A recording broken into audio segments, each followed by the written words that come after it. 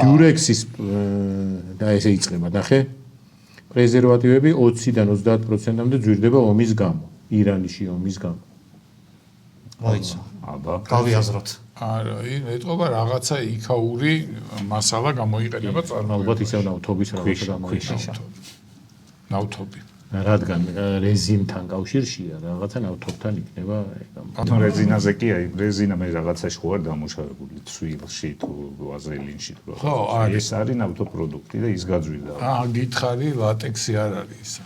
და რატო გონია რომ ნამდვილია? თვითონ იძახს არ შეიძლება არ არის ნამდვილია. ბიჭო, ეს ტყუილა არ იტყვის. მაშინ შებუთი უკან ამხარია წაკითხო. ეკო არავის არ არის წაკითხო. არა, რა მომენტში უნდა წაიკითხო? ხო დაიკითხა. ძალიან კრიტიკულ მომენტში.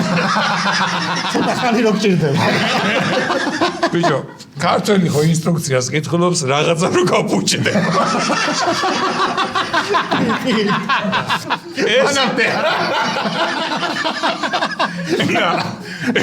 ეს ამდენად სპეციფიკური.